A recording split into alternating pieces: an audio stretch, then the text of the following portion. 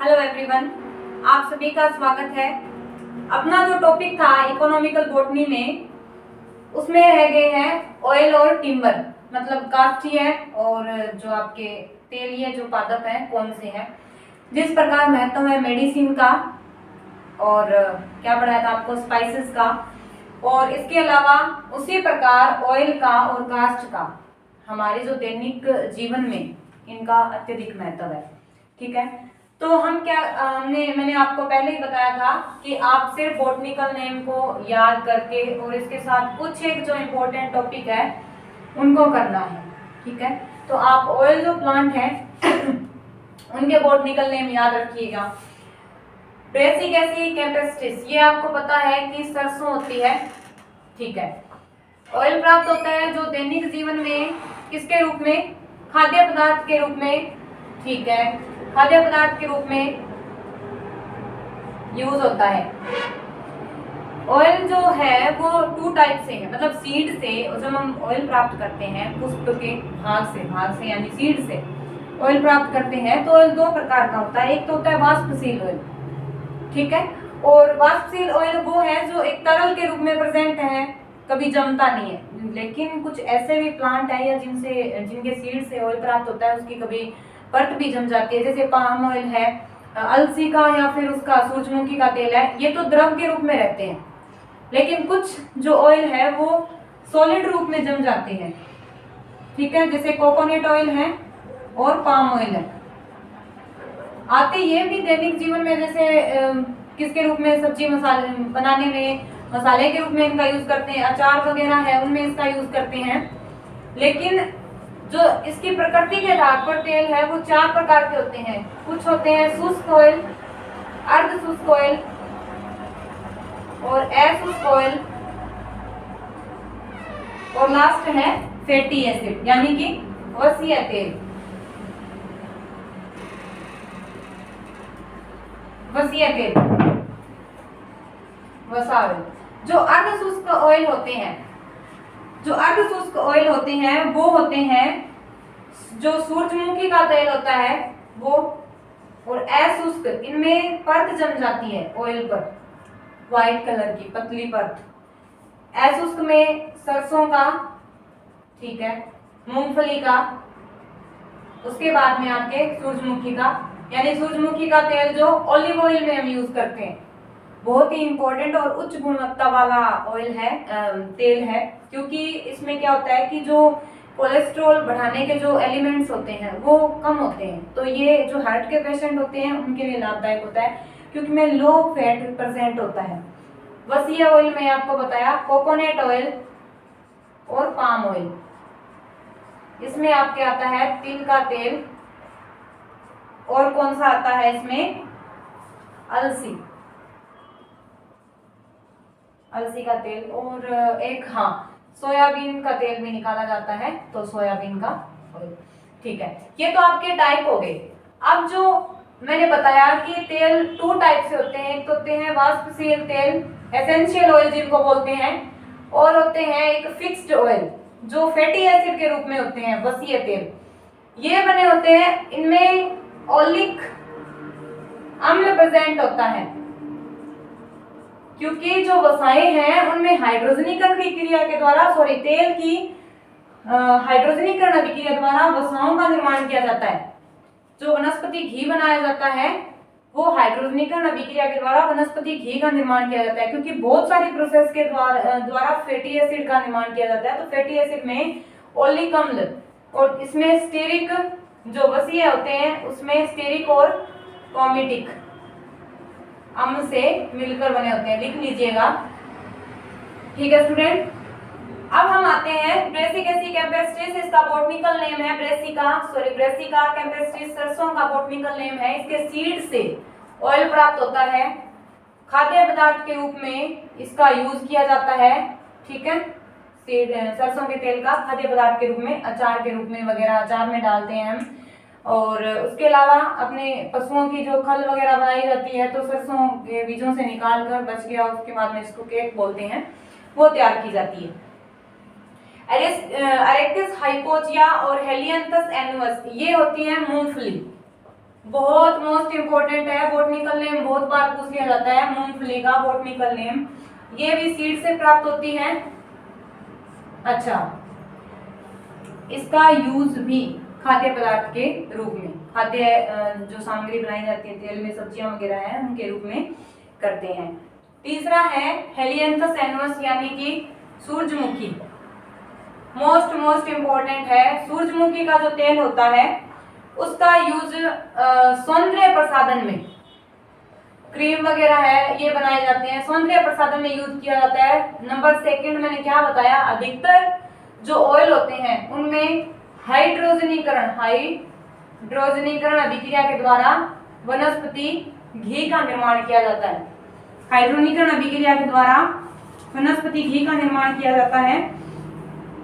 और इनके बीजों से, सभी तेलों के बीजों से जब निष्कर्षण कर लिया जाता है तेल का, तो पीछे बचती है खली यानी कि केक, जो पशु आहार में यूज की जाती है, पशु आहार में यूज की जाती है। उसके अलावा जो मूंगफली है इसको मिश्रित खेती के रूप में यूज किया जाता है मूंगफली को, क्योंकि इससे जो नाइट्रोजन, इसकी मैंने क्या बताया कि जो लेग्यूमिनेसी प्लांट की यानी कि जितने भी लेग्यूम्स हैं उनकी जड़ों में क्या प्रेजेंट होते हैं, राइजोबियम जीवाणु, और वो क्या करते हैं, जो वायुमंडलीय नाइट्रोजन है उसको होल्ड करते हैं और पादप के लिए उपयोगी जो पोषक तत्व है या फिर यौगिक आयन है, जैसे अमोनियम आयन है, नाइट्रेट आयन है, उनको पादप तक पहुंचाया जाता है। तो इससे मिट्टी की उर्वरक क्षमता बढ़ती है, फर्टिलाइजेशन अच्छा होता है, क्योंकि हमारे यहाँ मिट्टी में जो नाइट्रोजन की मात्रा है वो भी रेयर होती है। ठीक है बच्चों, तो मिक्स क्रॉपिंग के रूप में, मिश्रित खेती के रूप में इसका यूज करते हैं, ताकि फसल चक्र का, जब फसल चक्र का यूज किया जाए यानी कि फसल वो चक्र के रूप में बोई जाती है 1 by 1, तो इससे मिट्टी की उर्वरक क्षमता बढ़ती है। तो अब क्या माना है हमने कि मूंगफली का जो तेल है, सूरजमुखी का तेल है, खाद्य पदार्थों का 60% इसी ऑयल का यूज किया जाता है। सूर्यमुखी का जो तेल होता है ओलिव ऑयल के रूप में इसका यूज किया जाता है। ठीक है, इसके अलावा आपको ये बताया, बहुत बार क्वेश्चन पूछा जाता है कि हाइड्रोजनीकरण अभिक्रिया के द्वारा कौन सा ऑयल बनाया जाता है। और मूंगफली का जो तेल है अर्डिल, इस क्योंकि ये प्रोटीन होता है, लेग्यूमिनेसी प्लांट है तो प्रोटीन प्रेजेंट है, तो इसमें जो प्रोटीन पदार्थ होता है उसको क्या कहते हैं, अर्डिल कहा जाता है। इसमें प्रोटीन युक्त पदार्थ है उसको अर्डिल कहा जाता है। अब आता है स्टूडेंट कोकोनस न्यूसीफेरा। आप सभी जानते हैं नारियल या इसको बोलते हैं श्रीफल। हमारे जितने भी सांस्कृतिक और धार्मिक जो कार्य हैं, आर्थिक दृष्टि से भी इसका यूज किया जाता है, यानी बहुत ही मतलब बहुत ही ज्यादा एरिया में या फिर अधिकतर जो दक्षिण भारत की जो एरियाज होते हैं उनमें कोकोनट की खेती की जाती है। इससे इकोनॉमी है वो भी डेवलप होती है। आप समझ रहे हो कि इकोनॉमी पर भी इसका अच्छा खासा असर होता है। नारियल को श्रीफल के रूप में, नारियल का जो फल होता है, नारियल जो फल होता है वो उसकी बाह्य और 3 प्रकार की भित्ति होती है, मध्य भित्ति, बाह्य भित्ति और आंतरिक भित्ति, बाह्य, मध्य और आंतरिक भित्ति।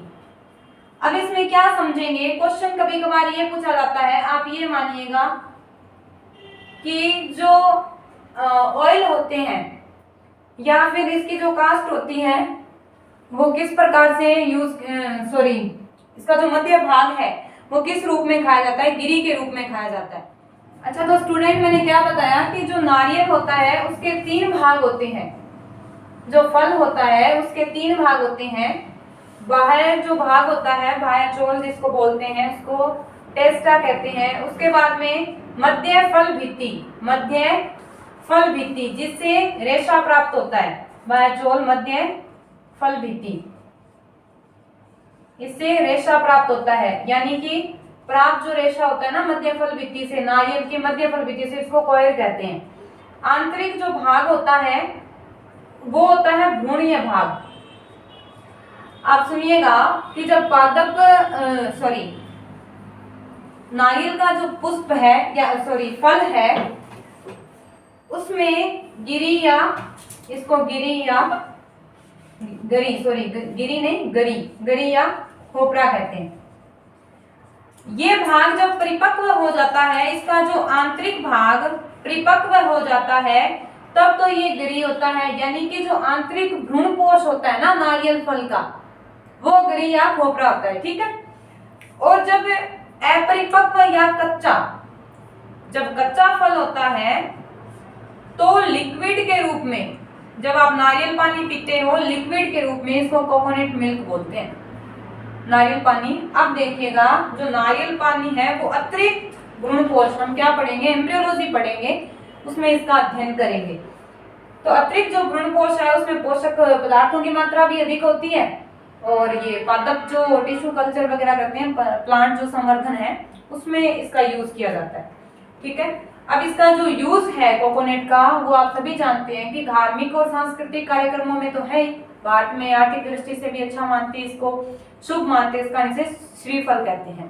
इसके अलावा कोकोनट ऑयल का सौंदर्य प्रसाधन में यूज होता है, क्रीम वगैरह बनाई जाती है, विभिन्न प्रकार के जो कॉस्मेटिक जो सामान है उसमें कोकोनट ऑयल का यूज किया जाता है। हाइड्रोजनीकरण वही प्रोसेस है कि इसमें हाइड्रोजनिक अभिक्रिया के द्वारा हम किसका निर्माण करते हैं, वनस्पति घी का निर्माण करते हैं। इसके अलावा जो साइलेज नामक एक यहाँ रह गया था, पशु आहार के रूप में आप बिल्कुल ध्यान रखिएगा, जितने भी इनके बाद में जो बच्चा जो मटेरियल है वो पशु आहार के रूप में यूज किया जाता है। और साइलेज जिसको बोलते हैं, शायद अपने सूरजमुखी से जो प्राप्त होता है ना, बीजों से या पुष्पक्रम से या पत्तियों से जो प्राप्त हो जाता है चारा जो बच जाता है, उसको साइलेज कहते हैं। उस चारे को क्या कहते हैं, साइलेज कहते हैं। रिसिनस क्यूमिनिकस ये तो हो गया, कैस्टर हो गया अरंडी, और एलियस गैनेसिस ये हो गया पाम ऑयल। कोकस न्यूसीफेरा ये नारियल हो गया। नारियल के जो अदर यूजेस हैं वो आपको बता रही हूँ मैं कौन से हैं। अदर यूजेस में एक तो कोकोनट मिल्क है, सेकंड एक इससे क्या होता है, जो अपरिपक्व स्तंभ होता है ना, जिस स्तंभ में कट लगाकर, उसके मध्य भाग में कट लगाकर उसके फ्लोएम जाइलम भाग से ताड़ी नामक पेय पदार्थ निकाला जाता है, जिससे विभिन्न प्रकार के शर्करा युक्त पेय पदार्थ बनाए जाते हैं, जिसको बोलते हैं ताड़ी, यानी TADDY। ताड़ी नामक पेय पदार्थ बनाया जाता है, जो मतलब जितने भी मीठे जो शर्करा युक्त पेय पदार्थ है उसमें इसका यूज किया जाता है। इसके अलावा कोकोनट मिल्क हो गया, और पशुओं के लिए पशु चारे के रूप में कोकोनट का यूज किया जाता है। और इसके जो रेशा है, कोयर रेशा है, सेमेटेरस है, कैनवास है, बेग्स वगैरह है, जो बच का जितना भी मटेरियल है उससे इस प्रकार के पदार्थ बनाए जाते हैं। और इसी के साथ अपना रह गया टिम्बर प्लांट, जो काष्ठीय पादप है, जो रोहिड़ा वगैरह है, शीशम है, सागवान है, यानी कि इनकी लकड़ी कैसे इंपॉर्टेंट है और किस काम के लेते हैं, क्योंकि आधुनिक जो आज का जो युग है उसमें अधिकतर जो प्लास्टिक की चीजें हैं या फिर लोहे की चीजें इनका यूज होना है, लेकिन कहीं ना कहीं लकड़ी का यूज आज भी एक अच्छे स्तर पे किया जाता है। तो इसी के साथ बच्चों ये क्लास में ये समाप्त करती हूँ, हम काष्ठीय पादप कल पढ़ेंगे। Thanks to all.